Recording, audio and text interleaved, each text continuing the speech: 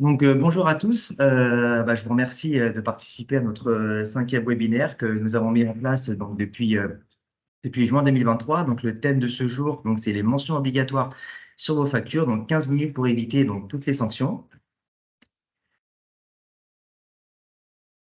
Donc, en attendant un petit peu les derniers inscrits, je me permets de vous présenter Fox Audit pour ceux qui ne le connaissent pas, notre cabinet. Fox Audit a été créé en 2012.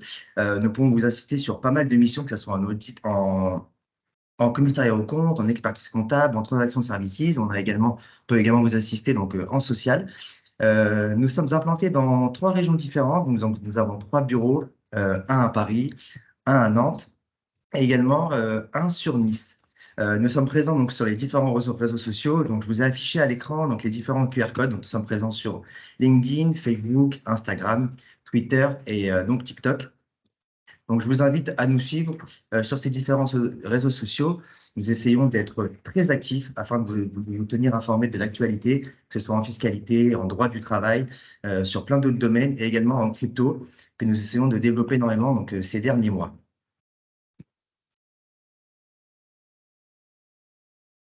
Ce que nous allons voir aujourd'hui, nous allons aborder les mentions obligatoires relatives à toutes les factures et nous allons voir également les différentes mentions spécifiques. En introduction, nous aimerions vous rappeler qu'en tant que professionnel, vous devez établir et émettre des factures. La facture est un élément de preuve d'une opération commerciale et sert de justificatif comptable. Établir une facture est une obligation qui est régie par le Code général des impôts avec l'article 289 et 289 bis et également du Code de commerce avec l'article L441-9. Donc la facture doit répondre à un certain nombre d'obligations.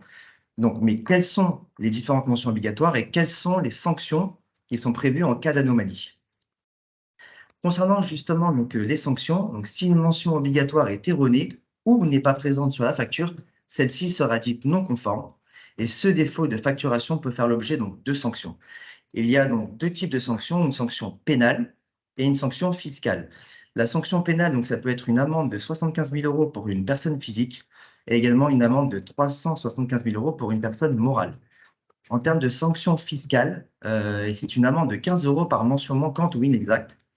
Toutefois, le montant de l'amende est plafonné au quart du montant de la facture. Donc maintenant, nous allons descendre ensemble les mentions obligatoires relatives à toutes les factures. Donc la liste, bien évidemment, n'est pas exhaustive, hein, mais j'ai essayé de vous présenter les principales mentions. Donc vous avez bien évidemment le prix. Donc vous devez indiquer le prix unitaire hors taxe, mais également le prix TTC. Vous avez le taux de TVA, donc avec le taux de TVA légalement applicable. Donc ça peut être un taux de TVA à 20%, 10%, un taux de TVA à 5,5 ou à 2,1 selon les différents types d'activités. Donc, si les opérations sont soumises à des taux de TVA différents, il faut bien faire figurer sur chaque ligne le taux de TVA correspondant. Ensuite, vous devez indiquer un chaînage, donc un numéro de facture. C'est un numéro unique basé sur une séquence chronologique continue et il ne faut pas qu'il y ait de rupture. Je donne un exemple, l'entreprise peut utiliser un préfixe par année. Donc 2023, si par exemple vous avez une facture par mois, donc 2023 01, ou alors vous pouvez faire par année et le mois, donc par exemple 2023 01 et après le nombre de factures par la suite. Vous avez également l'obligation de mettre une date d'émission de la facture et vous devez mentionner l'identité de l'acheteur ou alors de votre client. Vous devez indiquer la dénomination sociale ou alors le nom de famille pour un particulier, l'adresse du siège social, donc si c'est une personne morale, ou alors le domicile du particulier, l'adresse de facturation si elle est différente, et également une adresse de livraison.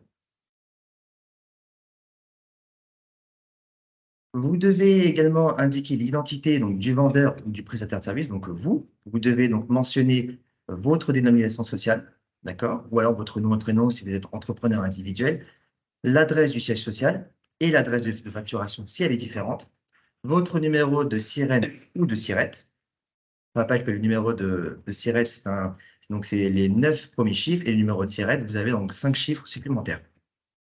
La forme juridique et le capital social pour vos sociétés, votre numéro RCS, donc registre de commerce et de société, et la ville du greffe d'immatriculation, et également le numéro au répertoire de métiers et départements, que ce soit pour les artisans. Ensuite, vous avez le numéro d'identification à la TVA à renseigner. Donc, c'est le numéro individuel d'identification à la TVA, donc du vendeur, donc du prestataire, donc vous, que l'opération soit réalisée en France, dans l'Union européenne ou hors Union européenne. La mention du numéro de TVA du client reste facultative si les opérations sont réalisées en France, mais elle est obligatoire si vous faites des échanges intracommunautaires. Vous devez ensuite par la suite désigner le produit ou votre prestation. Donc le produit, ça peut être une nature, une marque, une référence de produit, une quantité. Et au niveau de la prestation, voilà, vous mettez la nature de la prestation, que ce soit des honoraires, des commissions ou autres. Concernant l'information sur le paiement, vous devez indiquer la date à laquelle le paiement doit intervenir ou alors le délai de paiement. Vous devez également mentionner le taux de calcul des pénalités de retard. Alors, ce taux de calcul, si vous voulez, hein, il y a un taux de pénalité en fait, de retard qui est dû en cas de paiement tardif d'une facture et il ne peut en aucun cas être inférieur à 3 fois celui de l'intérêt légal. Donc voilà, si vous voulez, il y a une formule en fait, à appliquer si justement il y a un retard sur le paiement. Le montant de l'indemnité forfaitaire doit également être indiqué. Donc, pour les frais de recouvrement dus au créancier en cas de retard, c'est une indemnité forfaitaire de 40 euros. Nous allons voir ensuite donc, les différentes mentions spécifiques, donc les différents articles du Code général des impôts, du Code de commerce à renseigner. Pour tout ce qui est prestation de services facturés, dans un premier temps, dans un autre État membre de l'Union européenne, vous devez indiquer sur votre facture la mention suivante, exonération de TVA avec le numéro d'article 283.2 du Code général des impôts. Si votre prestation est facturée dans un pays tiers, donc un pays hors de l'UE, vous devez mentionner une TVA non applicable avec l'article 259.1 du Code général des impôts. Si vous avez des ventes de biens expédiés ou transportés depuis la France, deux cas également.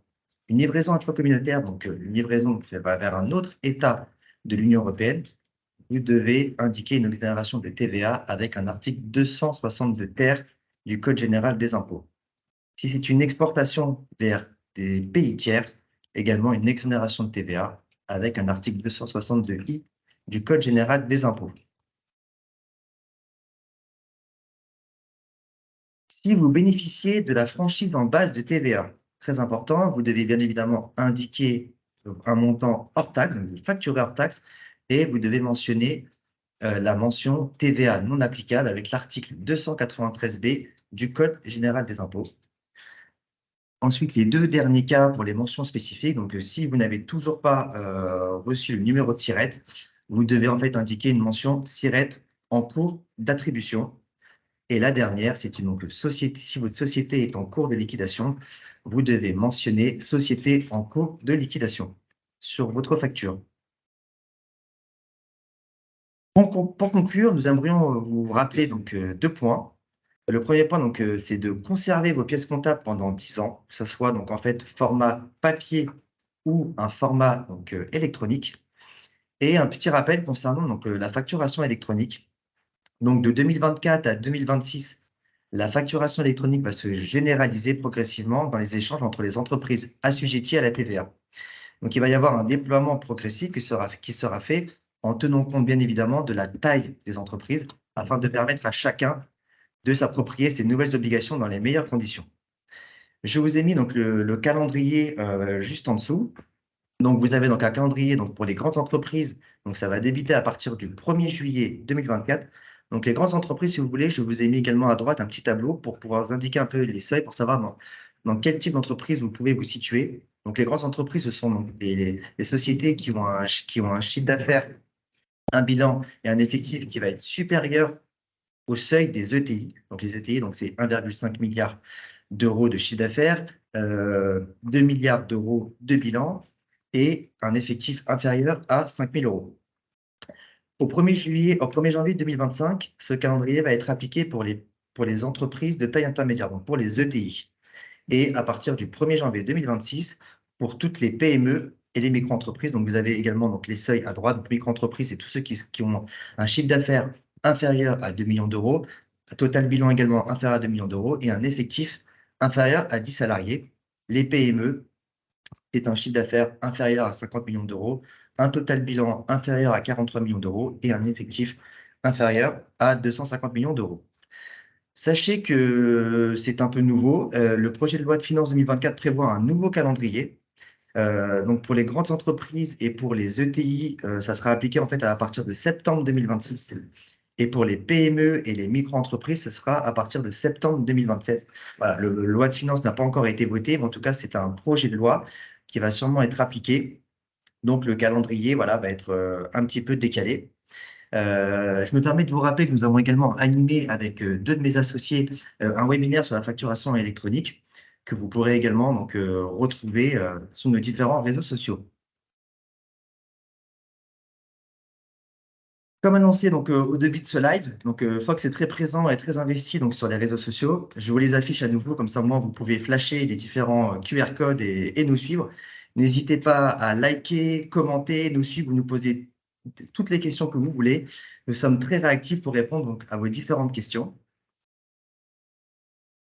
Pour information, vous pouvez retrouver nos anciens webinaires sur notre chaîne YouTube. Donc voilà, on a déjà animé, donc aujourd'hui c'est le cinquième webinaire donc sur les mentions sur les factures obligatoires. Nous avons également donc animé 4 autres webinaires. Un webinaire donc sur la TVA qui a été animé donc par Marion, un webinaire concernant l'innovation d'une entreprise par Jean-Baptiste, un webinaire sur lire et décrypter les états financiers donc par Alexis, et un webinaire donc, en social, c'est pour ça qu'il y a une couleur différente sur la vignette. Donc un webinaire sur la période d'essai, avoir donc les bons réflexes. Merci pour votre écoute. Vous avez donc mes coordonnées ainsi que les coordonnées de l'associé fondateur, donc Monsieur Jérémy Lelouch. Et ce replay sera disponible très prochainement sur notre chaîne YouTube, si vous voulez regarder également les autres webinaires que je viens de vous citer tout à l'heure. Merci pour tout. On se tient à votre disposition pour toute demande et si vous avez des questions ou autres, notamment sur ce webinaire.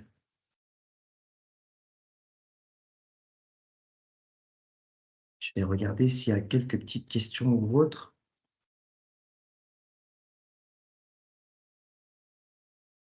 N'hésitez pas, je vous laisse quelques petites secondes si vous avez des questions.